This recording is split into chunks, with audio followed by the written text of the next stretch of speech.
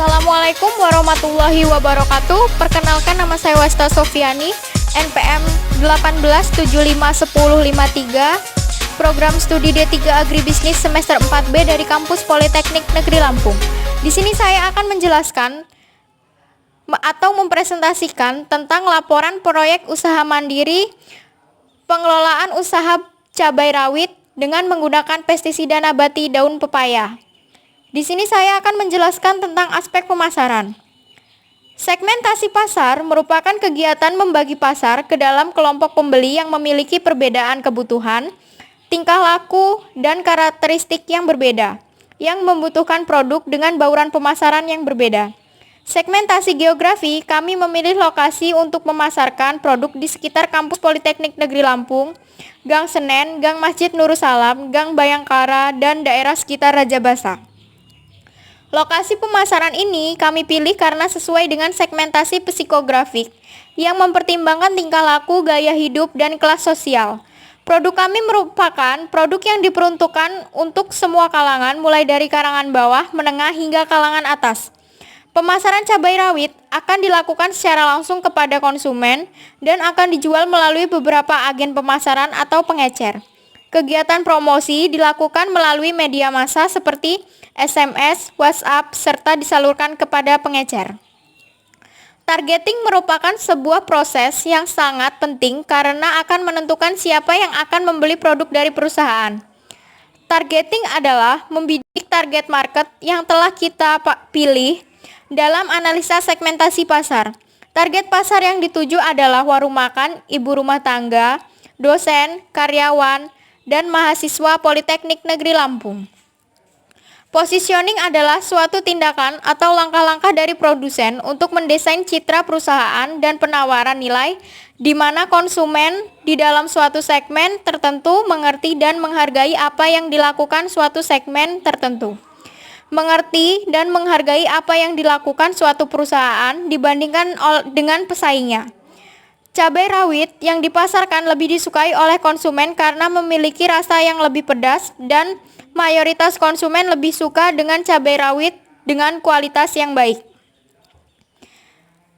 Saluran pemasaran pada cabai rawit ini adalah produsen, pengecer, konsumen, atau bisa juga dari produsen langsung ke konsumen.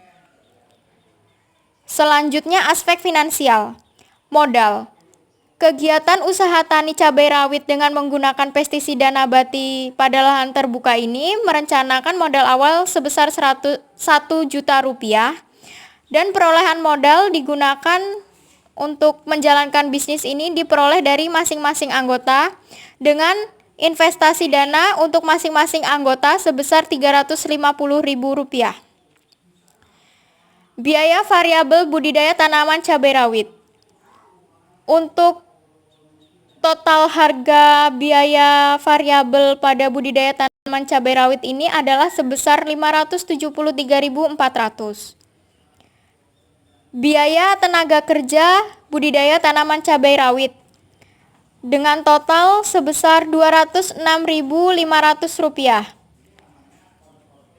Biaya investasi budidaya tanaman cabai rawit adalah sebesar Rp189.000. Dengan biaya penyusutan per periode adalah Rp63.111. TC-nya Rp1.285.011 untuk penerimaan yang diperoleh pada proyek mandiri sebesar Rp2.100.000. Keuntungan yang didapat dari proyek mandiri budidaya tanaman cabai rawit adalah Rp818.989. Total AVC yang diperoleh sebesar Rp11.141 per kilogram. Untuk RC rasio mendapatkan hasil 1,6 yang artinya setiap Rp1 yang dikeluarkan untuk biaya produksi menghasilkan penerimaan sebesar Rp1,6. Untuk BC rasio mendapatkan hasil 0,6 yang artinya setiap Rp1 yang dikeluarkan untuk biaya produksi menghasilkan keuntungan sebesar 0,6. Untuk BEP per unit adalah 26,7 kilo. Titik impas adalah suatu usaha tidak mengalami untung dan rugi saat penjualan cabai mencapai 26 kilo. BEP rupiah 1.387.317 rupiah. Titik impas suatu usaha tidak mengalami untung dan rugi saat pendapatan sejumlah 1.387.317 rupiah. Sekian presentasi yang dapat saya sampaikan. Kurang lebihnya saya mohon maaf. Wassalamualaikum warahmatullahi wabarakatuh.